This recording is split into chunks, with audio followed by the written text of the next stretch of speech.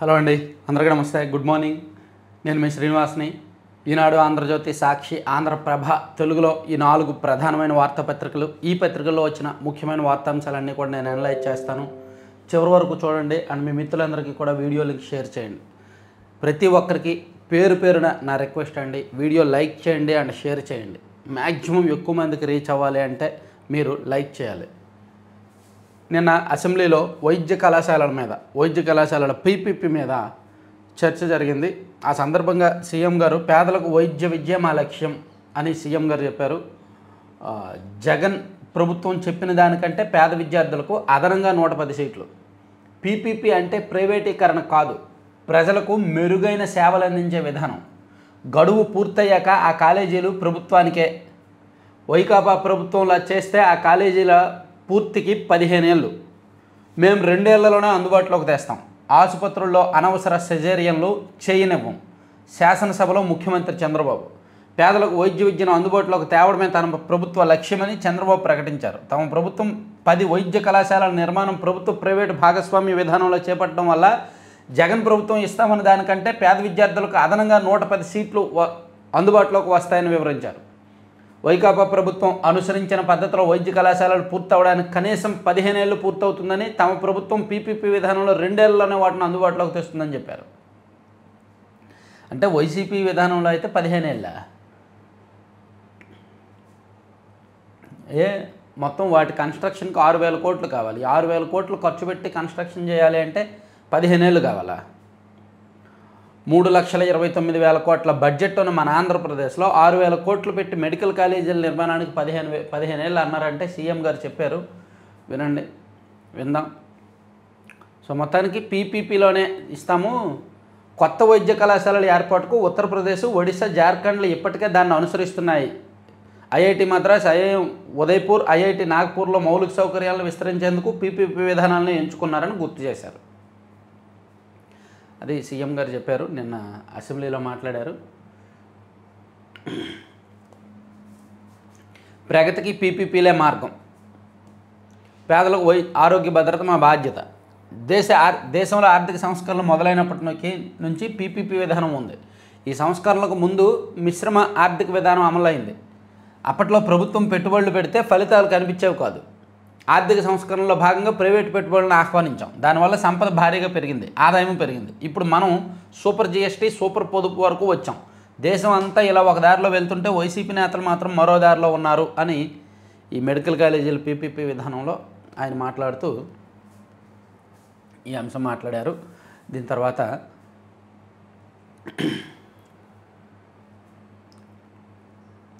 National film awards, జాతీయ చలనచిత్ర అవార్డుల ప్రధానోత్సవం నిన్న జరిగిందండి. దీనిలో మోహన్ లాల్ గారికి దాదాసాహెబ్ ఫాల్కే ప్రతిష్టాత్మకమైన పురస్కారం ఆయనకు వచ్చింది. అలాగే మన తెలుగు డైరెక్టర్లు ఆయన అనిల్ రావిపూడి గారికి అండ్ ప్రశాంత్ వర్మకు వీళ్ళందరికీ కూడా అవార్డులు వచ్చాయి. అలాగే బలగం గేయ రచయితకు కూడా అవార్డు వచ్చింది. ఇలా వాళ్ళందరూ కూడా నిన్న వెళ్ళి అవార్డులు తీసుకున్నారు రాష్ట్రపతి గారి చేతుల మీదుగా. ఇక విశాఖపట్నానికి యాక్సెంచర్ రాబోతుందంటండి. ఇదిగోండి, విశాఖకు యాక్సెంచర్. ఏపీకి రానున్న మరో దిగ్గజ టెక్ సంస్థ. 10 ఎకరాల కోసం దరఖాస్తు. 12,000 ఉద్యోగాలు కల్పిస్తామని హామీ. ఐటీ హబ్గా మారుతున్న వైజాగ్. ఇప్పటికే టీసీఎస్, కాగ్నిజెంట్ సిద్ధం. ప్రభుత్వ పాలసీతో కంపెనీల క్యూ. అనుబంధ కంపెనీలు వస్తాయంటున్న ఐటీ నిపుణులు. ఖచ్చితంగా ఇండియాలోనే బెస్ట్ ఐటీ సిటీగా విశాఖపట్నం మారే అవకాశం ఉంది. More than Bengaluru, more than Hyderabad అవకాశాలు కనిపిస్తున్నాయి. ఆల్రెడీ టెక్ సంస్థ, టెక్ దిగ్గజాలైన టీసీఎస్ అండ్ కాగ్నిజెంట్ సిద్ధమయ్యాయి. ప్లస్ గూగుల్ డేటా సెంటర్ రాబోతోంది. అలాగే మైక్రోసాఫ్ట్ కూడా అక్కడ రెడీ అవుతోంది. ఇదే సమయంలో Accenture one of the top IT company అనమాట. సో ఈ సంస్థ కూడా మేము విశాఖపట్నంలో మేము పెడతాము, మాకు 10 ఎకరాలు కావాలని అడిగారు.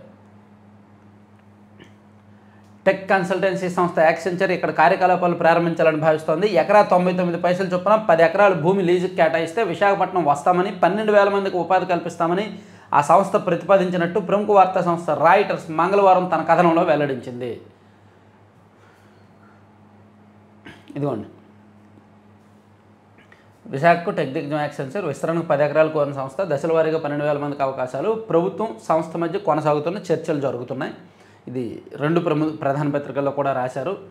ఇక ఉత్తమాటలే చేతలు లేవు, అద్భుత సామర్థ్యం ఉన్నా సరిగా పనిచేయట్లేదు, ఐరాసపై ట్రంప్ ఆగ్రహం, ప్రపంచ నేతల సమక్షంలో విమర్శ, భారత్ పాక్ సహా 7 యుద్ధాలని ఆపానని మళ్ళీ వ్యాఖ్య, రష్యా యుద్ధానికి భారత్ చైనాల నిధులు ఊతమని విమర్శ, నాటోది అదే దారిని ధ్వజం, త్వరలో మరింత భారీగా సుంకాలేస్తామని హెచ్చరిక, ప్రపంచ దేశాధినేతల సమక్షంలో అంతర్జాతీయ సంస్థ ఐక్యరాజ్య సమితిపై అమెరికా అధ్యక్షుడు డొనాల్డ్ ట్రంప్ తీవ్రంగా విరుచుకుపడ్డారు. పలు యుద్ధాలను ఆపేందుకు తాను ప్రయత్నిస్తున్న సమయంలోనూ కనీసం ఆ సంస్థ తనను సంప్రదించలేదని మండిపడ్డారు. 150 దేశాల నేతలు హాజరైన ఐరాస సర్వప్రతినిధి సభ సమావేశంలోనే ఆయన ఆ సంస్థను తీవ్రంగా తప్పుపట్టారు. ఆ సంస్థ ఉత్త మాటలన్నీ చేతలు లేవని ధ్వజమెత్తారు. ఇలా డొనాల్డ్ ట్రంప్ మరోసారి నోరు పారేసుకున్నాడు. భారత్ పాక్ యుద్ధాన్ని ఆపానని ఆయన ఎవరు చెప్పడానికి? అయితే భారత్ చెప్పాలి లేదా పాక్ చెప్పాలి. ఎస్, డొనాల్డ్ ట్రంప్ ఆపారు అని ఆయన ఇప్పటికి ఒక 50 సార్లు చెప్పుకున్నాడు ఆ మాట.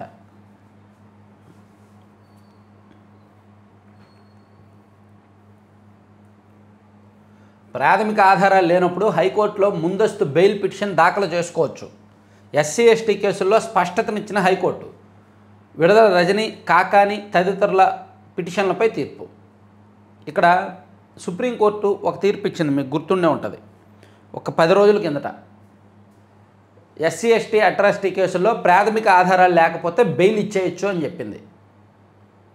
ముంబైకి సంబంధించిన ఒక కేసులో తీర్పిస్తూ సుప్రీంకోర్టు చాలా స్పష్టంగా చెప్పింది. సో ఆ తీర్పుని కొనసాగిస్తూ హైకోర్టు నిన్న చెప్పింది, ఎస్సీ ఎస్టీ కేసుల్లో ప్రాథమిక ఆధారాలు లేనప్పుడు నిందితులు హైకోర్టులో ముందస్తు బెయిల్ పిటిషన్ దాఖలు చేసుకోవచ్చని, అలాంటి పిటిషన్లకు విచారణార్హత ఉంటుందని హైకోర్టు స్పష్టం చేసింది.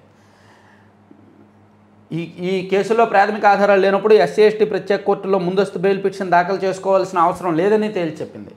సిఆర్పిసి సెక్షన్ 438, బిఎన్ఎస్ సెక్షన్ 482 కింద ముందస్తు బెయిల్ పిటిషన్ను విచారించే అసలు విచారణ పరిధి ఎస్సీ ఎస్టీ చట్టంలోది సెక్షన్ 14A ప్రకారం అప్పీల్ను విచారించే అప్పీలేట్ పరిధి హైకోర్టుకు ఉంటుందని వెల్లడించింది.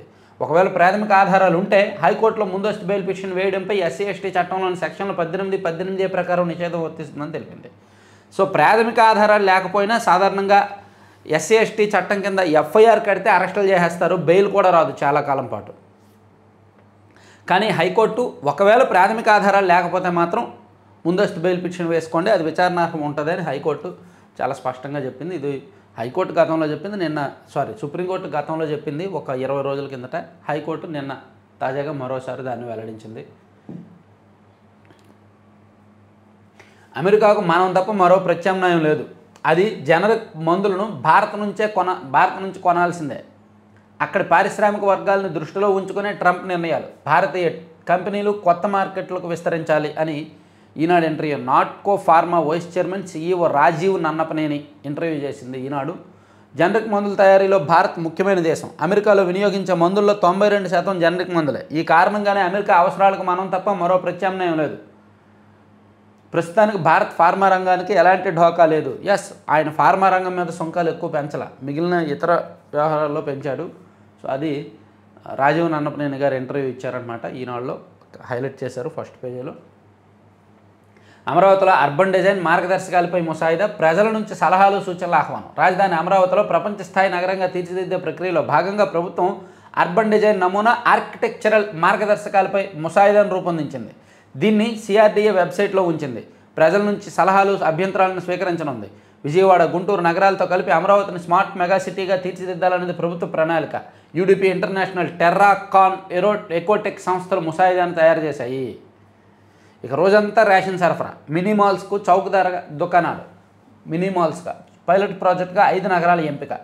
సో చౌక ధర దుకాణాలని మినీ షాపింగ్ మాల్గా మార్చబోతున్నారంటండి. స్మార్ట్ రేషన్ దుకాణాలు తీసుకొస్తున్నారు. స్మార్ట్ రేషన్ కార్డులు ఇచ్చారు కదా, వాటి ద్వారా తీసుకుంటున్నారంట. పౌర సరఫరాల వ్యవస్థలో కూటమి ప్రభుత్వం వివిధ సంస్కరణలు తీసుకొస్తుంది. ఇప్పటికే స్మార్ట్ రేషన్ కార్డులు తీసుకురాగా ఇప్పుడు రోజంతా రేషన్ సరఫరా చేసేలా కొత్త విధానానికి శ్రీకారం చుడుతోంది. అందుకు చౌక ధర దుకాణాలను మినీ మాల్స్గా మార్చనుంది. ఇందుకు రాజమహేంద్రవరం, విశాఖపట్నం, తిరుపతి, గుంటూరు, విజయవాడ నగరాలను పైలట్ ప్రాజెక్టుగా ఎంపిక చేసింది. ప్రస్తుతం రేషన్ దుకాణాల్లో ప్రతి నెల 1 నుంచి 15 తేదీల వరకు ఉదయం 8 నుంచి మధ్యాహ్నం 12 గంటల వరకు, సాయంత్రం 4 నుంచి 8 వరకు మాత్రమే బియ్యం, ఇతర నిత్యావసరాలు ఇస్తున్నారు. ఈ విధానంలో కొందరు డీలర్లు సరిగ్గా దుకాణాలు తీయకపోవడం, తీసిన సమీపాలను పాటించకపోవడంతో లబ్ధిదారులు ఇబ్బందులు పడుతున్నారు. కాబట్టి రోజంతా కూడా ఈ స్మార్ట్ మాల్స్ లాగా ఉంటాయి. ఇక్కడ రేషన్ సరుకులు ఎప్పుడైనా తీసుకోవచ్చు, నెల మొత్తం ఉంటాయి. ఇక రాజధానిలో వరుణ్ గ్రూప్ హోటల్, అమరావతిలో భూముల కేటాయింపులు జరిగిన సంస్థలు వరుసగా భూమి పూజలు నిర్వహించి నిర్మాణ పనులు ప్రారంభిస్తున్నాయి. తాజాగా సీడ్ యాక్సెస్ రహదారి పక్కన లింగాయపాలెం రెవెన్యూ పరిధిలో Varun hospitality private limited, Novotel hotels and resorts సంస్థ సోమవారం భూమి పూజ నిర్వహించింది. ఏమంటే ఆల్రెడీ విజయవాడలో ఉంది నోవాటల్. సో రాజధానిలో అక్కడ పూర్తిగా భవనాలు, నివాస సముదాయాలు, రాకపోకలు వచ్చే వరకు అక్కడ ఎవరు కూడా నోవాటల్లో స్టే చేయరు. విజయవాడలోనే స్టే చేస్తారు ఎవరైనా పెద్ద పెద్ద వాళ్ళు వచ్చినా. వీళ్ళు రాజధానిలో ఈ వరుణ్ గ్రూప్ పెట్టి 75 ఏళ్ళు పూర్తయిన సందర్భంగా వీళ్ళు రాజధానిలో నోవాటల్ సంస్థ నిర్మించబోతున్నారంట, నోవాటల్ హోటల్ని.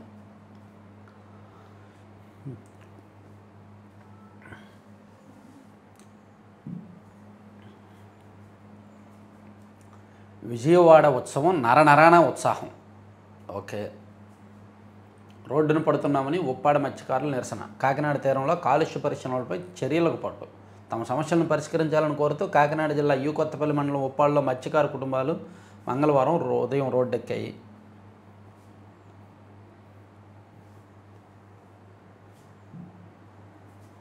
గుండెపోటుతో బస్సులోనే పోయిన ప్రాణాలు.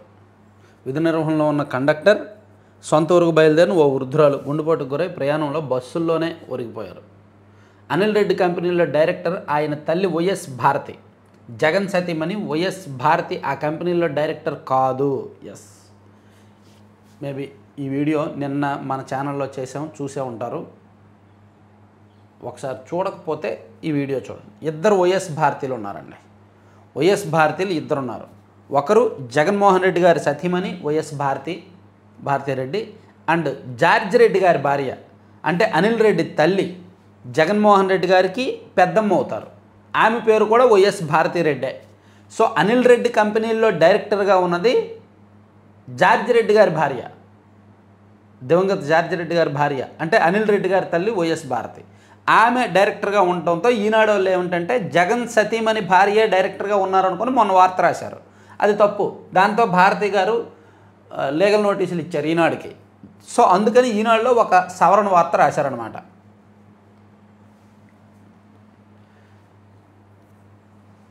ఇదిగోండి, సిట్ అధికారులు గుర్తించిన వైఎస్ భారతి పేరును వార్తల్లో జగన్ సతీమణిగా పేర్కొన్నాము. ఆమె 2020 జూలై 30 వరకు డైరెక్టర్గా కొనసాగారని అందులో ప్రస్తావించాము. వాస్తవానికి Shilo industries private limited, Fares impex private limited కంపెనీలో డైరెక్టర్గా కొనసాగిన వైఎస్ భారతిరెడ్డి మాజీ సీఎం జగన్ భార్య కాదు. ఆమె అనిల్ రెడ్డి తల్లి, జగన్ పెదనాన్న జార్జి రెడ్డి భార్య భారతిరెడ్డి అని పాఠకులు గమనించగలరు అని ఒక సవరణ ఇచ్చారు. ఎందుకంటే వైఎస్ భారతి గారు లీగల్ నోటీసులు పంపించడంతో ఈనాడులో సవరణ వేయాల్సి వచ్చింది, వేశారు. అమరావతి ప్రాజెక్టులో భాగస్వామ్యం అవ్వండి. బ్యాంకుల చైర్మన్లు, ఎండీలతో సీఎం చంద్రబాబు సమావేశం. సీఎం చంద్రబాబుకు సిఐ శంకరయ్య లీగల్ నోటీసులు. ఒక సీఎంకు ఒక సిఐ లీగల్ నోటీసులు ఇచ్చారంటే మామూలు విషయం కాదు. వైఎస్ వివేకానంద రెడ్డి గారి కేసులో ప్రభుత్వం ఛేదించలేక అందులో ఉన్న నిందితుల ద్వారా ఎలా నవ్వులు పాలవుతుంది, ఎలా చులకనవుతుంది అనడానికి ఇది నిదర్శనం. సిఐ శంకరయ్య మీద విపరీతమైన ఆరోపణలు ఉన్నాయి. వైఎస్ వివేకానంద రెడ్డి గారి కేసులో ఇతను ఆధారాలు ధ్వంసం చేయడంలో ఈయన కీలక పాత్ర పోషించారనే ఆరోపణలు, అభియోగాలు ఉన్నాయి. అదే చంద్రబాబు గారు పదే పదే ప్రస్తావించారు. అలా ఆయన ప్రస్తావించడాన్ని శంకరయ్య గారు తప్పుపడుతూ లీగల్ నోటీసులు ఇచ్చారు. మాజీ మంత్రి వైఎస్ వివేకానంద రెడ్డి హత్య జరిగినప్పుడు పులివెందుల సీఐగా ఉన్న జె శంకరయ్య ఏకంగా సీఎం చంద్రబాబుకే లీగల్ నోటీసులు పంపించారు. వివేక హత్య కేసులో తన వ్యక్తిగత ప్రతిష్టకు భంగం కలిగించేలా దురుద్దేశం పూరితంగా చంద్రబాబు పలుమార్లు తప్పుడు ప్రకటనలు చేశారని ఆరోపిస్తూ న్యాయవాది జి ధరణేశ్వర్ రెడ్డి ద్వారా ఈ నెల 18న నోటీసులు పంపారు. అవి మంగళవారం వెలుగులోకి వచ్చాయి. అసెంబ్లీలో తనకు బహిరంగ క్షమాపణలు చెప్పాలని, తన ప్రతిష్టకు నష్టం కలిగించినందుకు 1,45,00,000 పరిహారం చెల్లించాలని శంకరయ్య ఆ నోటీసుల్లో పేర్కొన్నారు.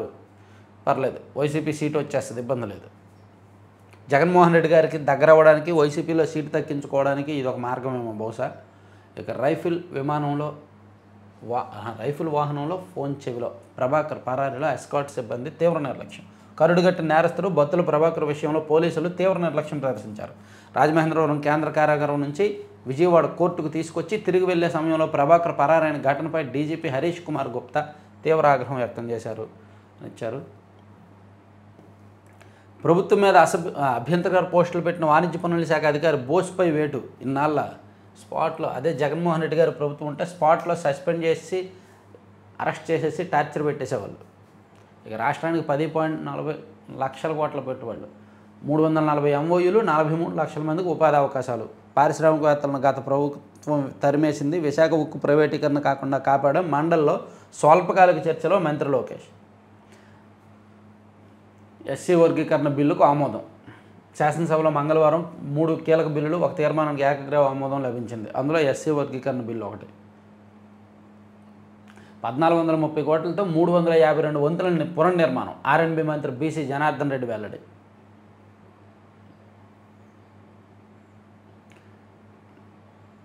మహిళలను మేము గౌరవిస్తాం. వైకాపా ప్రభుత్వంలో నా తల్లిని అవమానించారు. అప్పుడు మంత్రిగా ఉన్న బొత్స ఏం చేశారు? మండలిలో మంత్రి లోకేష్ ఆగ్రహం.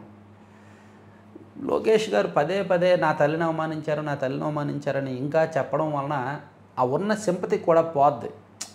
ఆల్రెడీ ఒక సింపతి వచ్చింది, జనంలో చర్చ జరుగుతుంది. పదే పదే దాన్ని చెప్పడం కొంచెం మరీ ఆయన వాడుకున్నారేమో అనిపిస్తుంది. అది ఇంకా మర్చిపోవడం బెటరు. ఎప్పుడు అవసరమో అప్పుడే బయటికి తీయడం బెటరు. సరే, ఈనాడు కాసేపు పక్కన పెడదాం, సాక్షికి వెళ్దాం.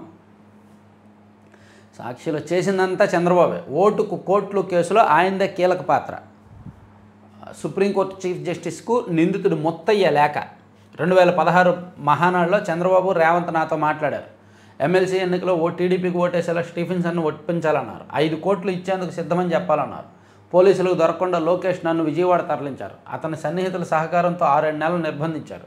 బాబు, లోకేష్, ఏబి వెంకటేశ్వరరావును నిందితులుగా చేర్చండి అని ముత్తయ్య సుప్రీంకోర్టు చీఫ్ జస్టిస్కు లేఖ రాశాడు. వైసీపీ వాళ్ళు బ్యాక్ ఎండ్లో ఆడిస్తున్నారు ఆ ముత్తయ్య చేత, జెరూసలేం ముత్తయ్య చేత వైసీపీ వాళ్ళు బ్యాక్ ఎండ్లో ఆడిస్తున్నారు. లేకపోతే ఆ కేసే వీక్గా ఉంది. ఆ కేసునే ఇప్పుడు ఇద్దరు సీఎంలుగా ఉండటంతో ఆ ఇద్దరు సీఎంలని టార్గెట్ చేయడానికి ఈ కేసు, అంటే ఇద్దరు సీఎంలని కామన్గా టార్గెట్ చేయడానికి ఈ కేసు ఉపయోగపడుతుంది. అందుకని ముత్తయ్యను తెర మీదకి తీసుకొచ్చారు. అటు బీఆర్ఎస్ వాళ్ళు, ఇక్కడ వైసీపీ వాళ్ళు ఇద్దరు కూడా. 2 పార్టీలకు ఆయన ఇప్పుడు సన్నిహితుడు అయిపోయాడు. ఇక పౌరులను పట్టుకెళ్తున్నా చూస్తూ ఊరుకోవాలా? నడి రోడ్డుపై ఎత్తుకెళ్ళి అక్రమంగా గంజాయి కేసు నమోదుపై హైకోర్టు తీవ్రాగ్రహం. బాధితుడు భార్య ఫిర్యాదు చేస్తే ఎఫ్ఐఆర్ కూడా నమోదు చేయరా? జనరల్ డైరీలో మాత్రమే చేర్చి సరిపుచ్చుతారా? ఇంత జరుగుతున్నా మేము జోక్యం చేసుకోకూడదా? మౌనంగా ఉండాలా? సోషల్ మీడియా యాక్టివిస్టు సౌందరరెడ్డి ఎక్కడున్నా వెతికి మా ముందు ప్రవేశపెట్టండి.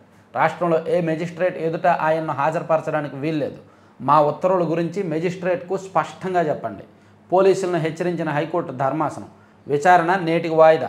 అబద్ధాలతో కోర్టును తప్పుదోవ పట్టించేందుకు ప్రయత్నించిన పోలీసులు. అసలు సౌందర్రెడ్డి తమ అదుపులోనే లేరన్న ప్రభుత్వ న్యాయవాది. ఆయన ఎక్కడ ఉన్నారో తమకు తెలియదని బుకాయింపు.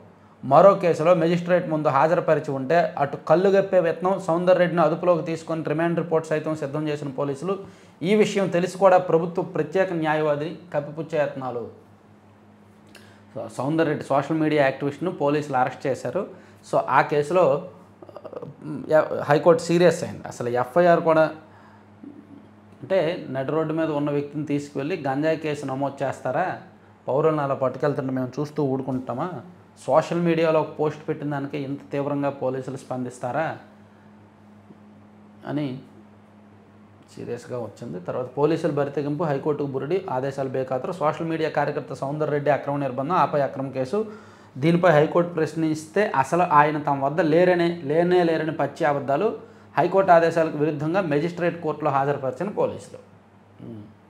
సోషల్ మీడియాలో ఇష్టం వచ్చినట్టు పోస్టులు పెడతారు. కోర్టులను అడ్డం పెట్టుకొని, చట్టాలను అడ్డం పెట్టుకొని తప్పించుకోవడానికి ప్రయత్నిస్తున్నారు. దానికి ఇంకా మీడియా వంత పాడుతుంది. ఇక స్పీకర్ రూలింగ్ను చట్టవిరుద్ధంగా ప్రకటించండి. నాకు ప్రతిపక్ష నేత హోదా ఇచ్చేలా ఆదేశాలు ఇవ్వండి. 2029లో ఎన్నికలకు వెళ్దాం. ఆ ఎన్నికల్లో ప్రజలను అడగండి, కనీసం నాకు ఈసారి ప్రతిపక్ష నేత హోదా అయినా ఇవ్వండి, నేను కోర్టులతో ఫైట్ చేయలేను, అసెంబ్లీకి వెళ్ళాలంటే మొహం చెల్లట్లేదని అడగండి. ఓకేనా? అప్పుడు జనం ప్రతిపక్ష నేత హోదా ఇస్తే తీసుకుందాం. హైకోర్టులో పిటిషన్ దాఖలు చేసిన వైఎస్ఆర్సీపీ పక్ష నేత వైఎస్ జగన్ నాకు ప్రతిపక్ష హోదా ఇవ్వకూడదని ముందే నిర్ణయించుకున్నారు. స్పీకర్ రూలింగ్ వెనుక రాజకీయ వైరం, పక్షపాతం, అది అధికార పార్టీ సమిష్టి నిర్ణయం. ప్రతిపక్ష నేత గురించి రాజ్యాంగంలో చట్టంలో స్పష్టమైన నిర్వచనం.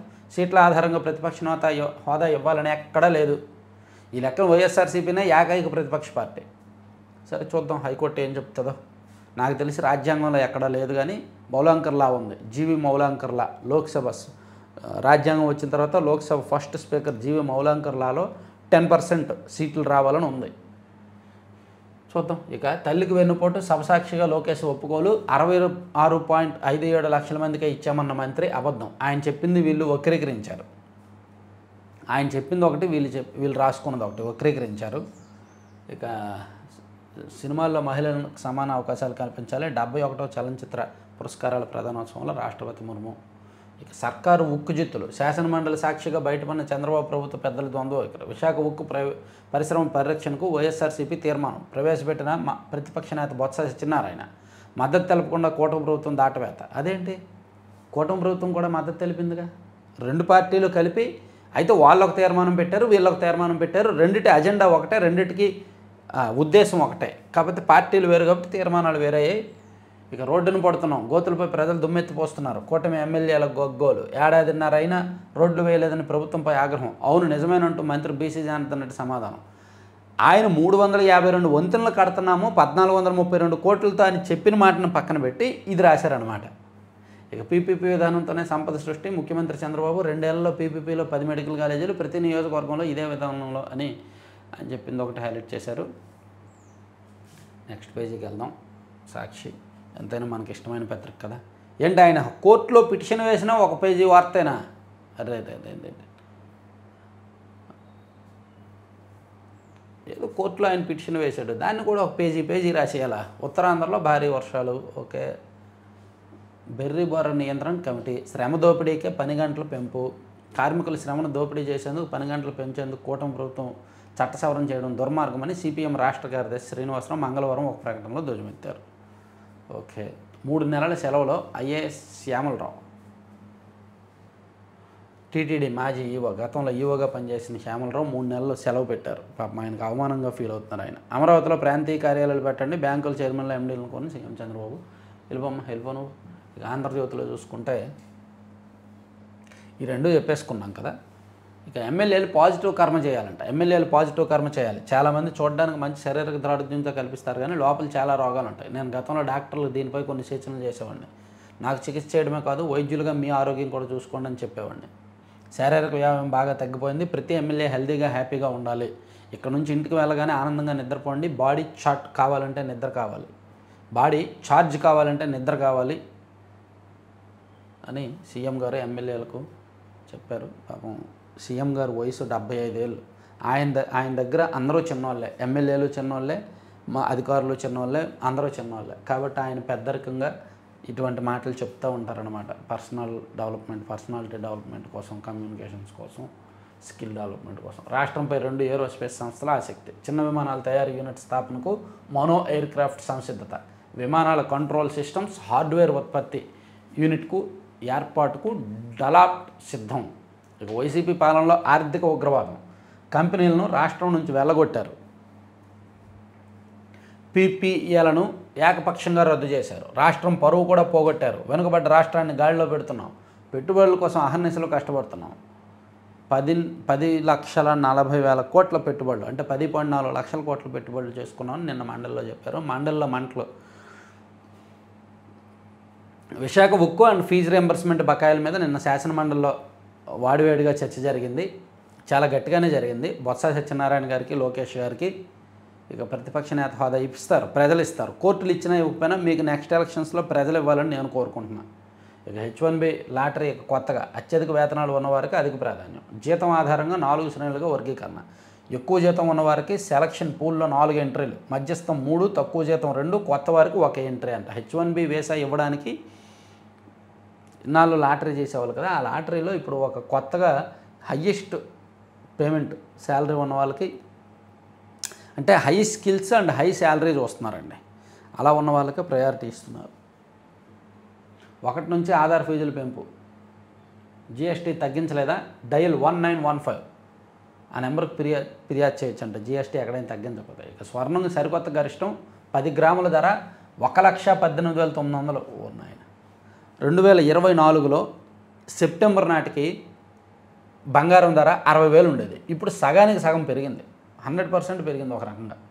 60,000 70,000 ఉన్నది కాస్త ఎక్కడికి వెళ్ళిందండి. బంగారం కళ్ళు ఎదురుగా పెరిగిపోయింది లాస్ట్ 1 ఇయర్లో. ఇక అమరావతిపై వ్యతిరేక పోస్టులు, జీఎస్టీ అధికారిపై సస్పెన్షన్ వేటు ఇప్పటికే లేట్ అయింది. ఇక 33 కోట్లు కట్టాలి, గోవాలో సెటిల్ అవ్వాలి. 10 చోరీల్లోనే 3 కోట్లు దోపిడీ, నెలకో లగ్జరీ కారు, 2 లక్షలతో అద్దెతో వెళ్ళా, కోటీశ్వరుడు బిల్డప్, చేసే దొంగతనాలు, 5 రాష్ట్రాల్లో 90కి పైగా కేసులు. ఇది బత్తుల ప్రభాకర్ రావు నేర చరిత్ర. నేరం ఎలా చేయాలో స్క్రిప్ట్ రాసుకొని సీసీ కెమెరాలకు దొరకకుండా జాగ్రత్త, కోర్టు నుంచి తీసుకెళ్తుండగా పరారే. ఇదే రాజమండ్రి జైల్లో ఉన్న ఖైదీ బత్తుల ప్రభాకర్ రావు పరారీ వెనక చాలా ఆసక్తికరమైన కోణాలు బయటకు వస్తున్నాయంట. 33 కోట్లు తీసుకెళ్ళి గోవాలో సెటిల్ అవ్వాలంట, లైఫ్ టైం. ఏమండి, 5 రాష్ట్రాల్లో 90కి పైగా కేసులు ఉన్నాయి. నెలకు ఒక లగ్జరీ కారు కొంటాడంట, 2 లక్షల అద్దెతో విల్లా ఉందంట. వారిని పాపం నిన్న పరారయ్యాడు పోలీసుల అదుపులో నుంచి. అది పెద్ద సెన్సేషన్గా మారింది రాష్ట్ర వ్యాప్తంగా. ఇక 64.75 టీఎంసీలు ఇవ్వాలి, పోలవరం బనకచెర్ల అనుసంధానిస్తే కృష్ణా వాటాలో ఆ మేరకు కేటాయించాలి. ఇప్పటికే పట్టిసీమ నుంచి 80 టీఎంసీలు ఏపీ ప్రభుత్వం కృష్ణాలోకి ఎత్తిపోస్తోంది. కొత్త పేచీ లేవనెత్తిన కర్ణాటక సర్కారు. వారిని ఆల్రెడీ తెలంగాణతో మాకు పేచీ వదలట్లా, అయినా సరే మేము బనకచెర్ల అని ఒక సినిమా చూపిస్తున్నాం. ఇప్పుడు కర్ణాటక కూడా కొత్త పేచీ పెట్టింది. పోలవరం బనకచెర్ల అనుసంధానిస్తే కృష్ణా వాటాలో 64 టీఎంసీలు వాళ్ళకి కేటాయించాలంట. కృష్ణా బేసిన్ కాదు, వాటా ఇవ్వక్కర్లేదు ఏపీ. అవి గోదావరి నీళ్లు మేము తీసుకెళ్తుంటే కృష్ణా బేసిన్లో నీళ్ళు వాడుకుంటున్న వీళ్ళకి ఎందుకు వాటాలు ఇవ్వాలి? కర్ణాటకకు సంబంధం లేదు, కానీ పేచీలు పెడతారంతే. ఇప్పుడు మన సాటి తెలుగు రాష్ట్రం తెలంగాణలోనే పేచీ పెట్టినప్పుడు, తెలంగాణ వాళ్ళే పేచీ పెట్టినప్పుడు వీళ్ళు పెట్టరా? ఇక నేరాల్లో నాకు సహకరించింది వీరే, పోలీసు అధికారులు ప్రముఖుల పేర్లు బయటపెట్టిన కిలేడి అరుణ నేటి మధ్యాహ్నంతో ముగియనున్న కస్టడీ. కిలేడి అరుణకు సంబంధించి ఒక ఆసక్తికరమైన అంశం ఉంది, నేను నెక్స్ట్ వీడియోలో చెప్తా. ఆమె ఎంత పెద్ద డీలింగ్ అయినా 1 డేలో ఫినిష్ చేసేవాళ్ళు. ఆమె కాంటాక్ట్లో పెద్ద వాళ్ళు ఉన్నారు, గత ప్రభుత్వంలో ఈ ప్రభుత్వంలో పెద్దలు. అవన్నీ నెక్స్ట్ వీడియోలో డిస్కస్ చేద్దాం. ఇక వైసీపీ ఎమ్మెల్యేలపై ఎథిక్స్ కమిటీ దృష్టి, సభకు రాకుండా సంతకాలు పెట్టడం, జీతభత్యాలు తీసుకోవడంపై చర్చ, తదుపరి సమావేశంలో తుది నిర్ణయం. సో వైసీపీ ఎమ్మెల్యేలు వ్యవహారం, సభకు వెళ్ళట్లేదు కానీ సంతకాలు పెట్టేసి వెళ్ళిపోతున్నారు జీతాల కోసం. అది ఎథిక్స్ కమిటీ దృష్టిలో ఉందంట, వాళ్ళు కొంచెం సీరియస్గానే తీసుకున్నారంట. తర్వాత ఈనాడులో ఇంకేమున్నాయి, ఇంకేం లేవు, అంతా నేషనల్ అంశాలు. భక్తితో విరాళం, తృప్తిగా ప్రణామం, 7 కొండల వాడి సన్నిధిలో దాతలకు ఎన్నో సౌకర్యాలు.